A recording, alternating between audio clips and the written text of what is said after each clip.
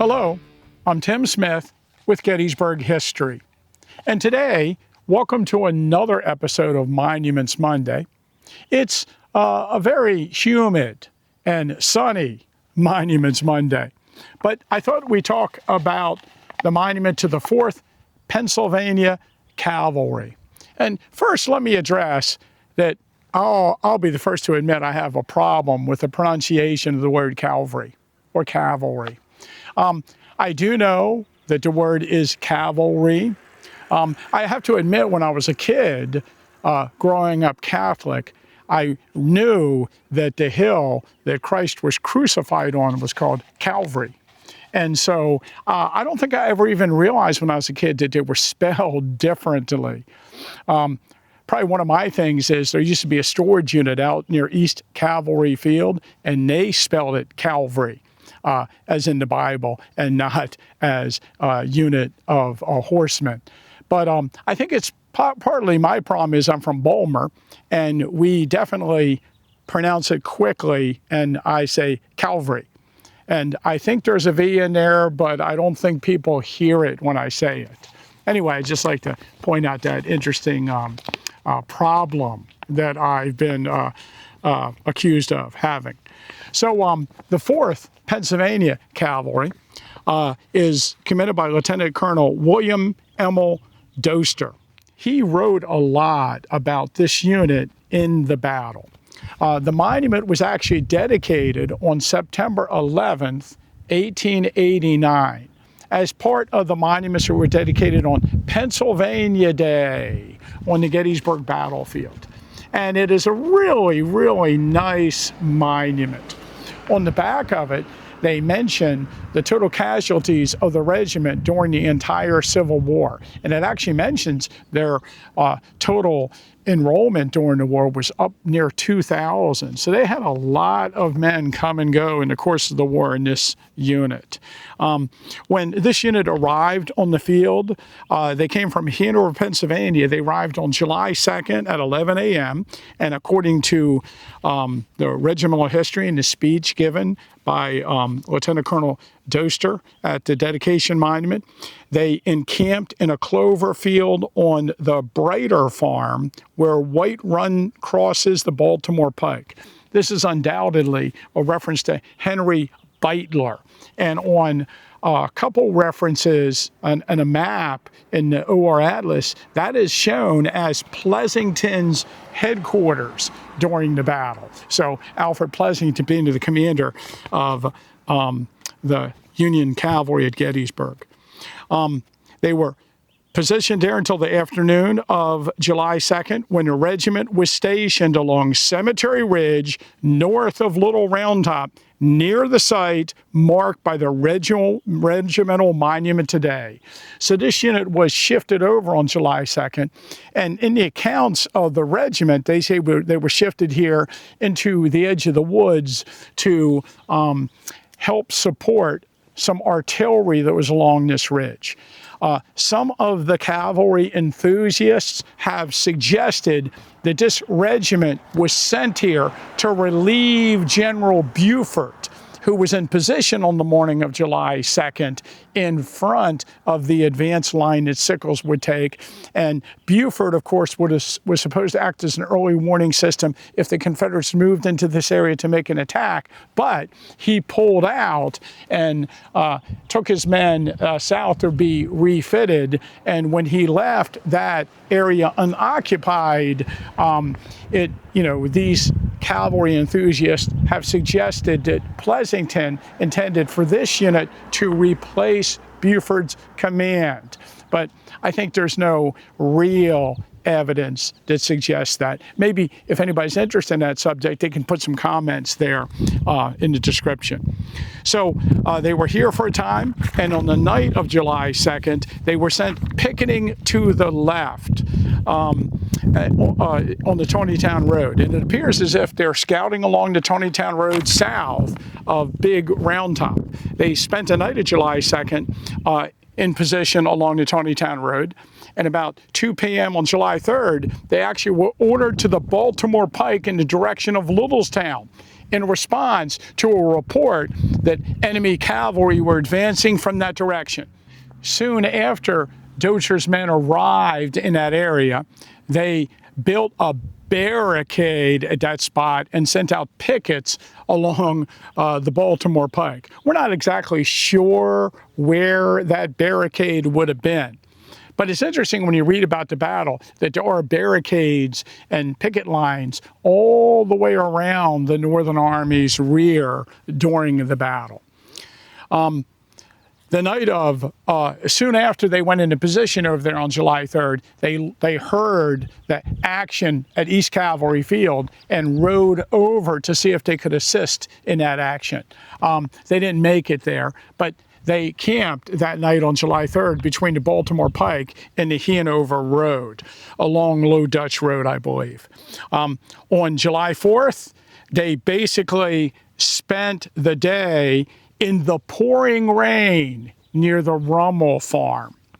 And then on the morning of July 5th, they were ordered into Gettysburg. You might not know, on the evening of the early morning hours of July 4th, the Confederate Army pulled out of Gettysburg, and on the 5th, they really were involved in their retreat from the Gettysburg. But some of the elements of the Southern Army were still on the battlefield around noon on July 5th before the rear guard pulled back. So on July 5th, they were ordered into Gettysburg by the York Road. As they advanced, they encountered a rebel picket line holding a piece of woods near the town, which quickly surrendered. Before reaching town, they came across vast amounts of wounded, undoubtedly those of Edward Johnson's division, injured in fighting east of the town. According to Colonel Doster, we took possession of 5 hospitals and about 300 wounded soldiers. They rode to the intersection of the York Pike and the Hanover Road at the edge of the town, where they were ordered to wait for the rest of J. Irving Gregg's brigade. And when they arrived there, he mentions, Lieutenant Colonel Doster, that when we arrived at the junction of the two roads, we found a barricade across the street to the height of the second story of the houses, made principally by wagons of furniture.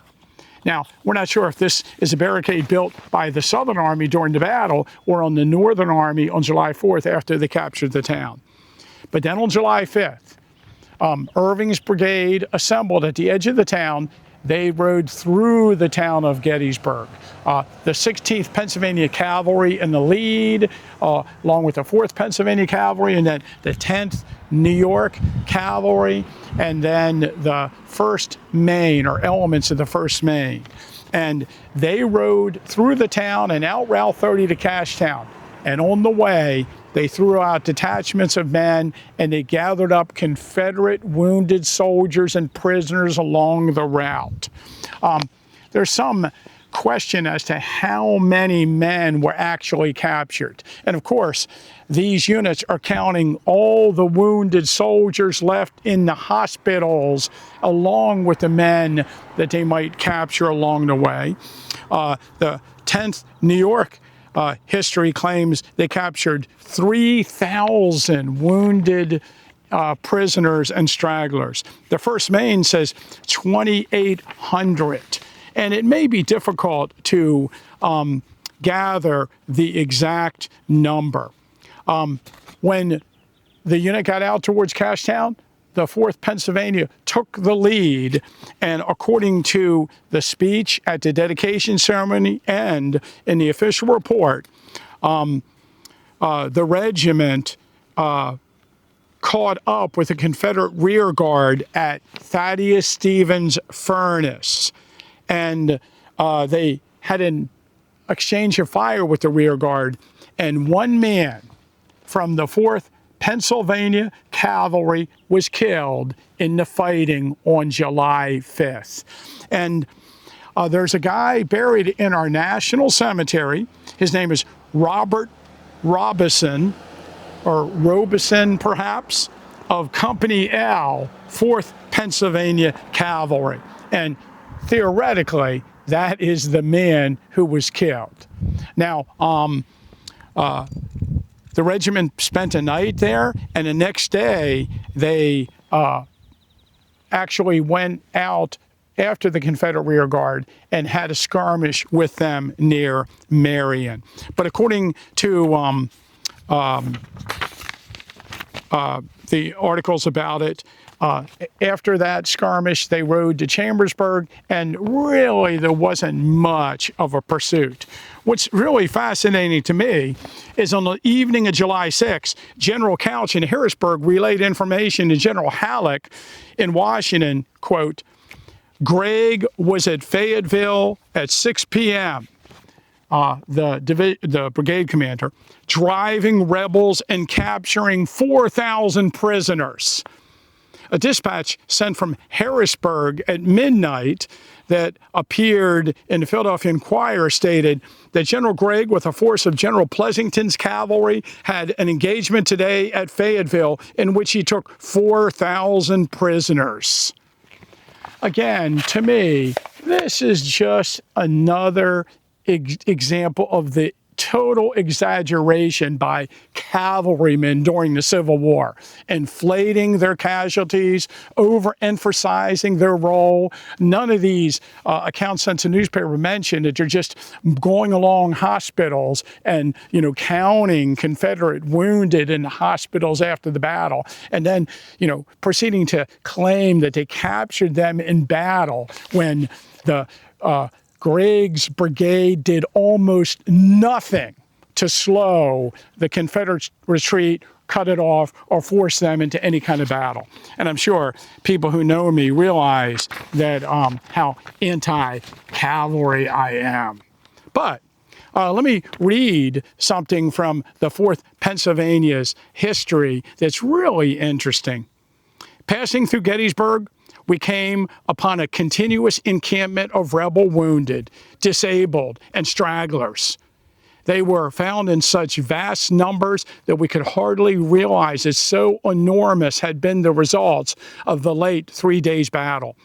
Miserable indeed did they appear. Only a few attendants had been left them, such as usually straggle after an army. The country between Gettysburg and Cashtown, a distance of 12 miles, was literally covered with the rebels sick and wounded. Most of the elegant homes on the way had been vacated by their tenants and were now full of these dejected and miserable wretches. What had once been a beautiful farming district, smiling with plenty and contentment, a most flourishing section of our beloved state, now presented a sad picture of desolation. It seemed as if the world had actually changed hands, as if paradise had suddenly transformed into pandemonium. I really like that. So one can only imagine what it looked like after the Battle of Gettysburg as these men advanced along the route that was just passed over by the retreating Southern Army. Remember, if you like all the content that we put on our YouTube channel, please like and subscribe and share this video with your cavalry friends so they can criticize me for my dislike of the cavalry.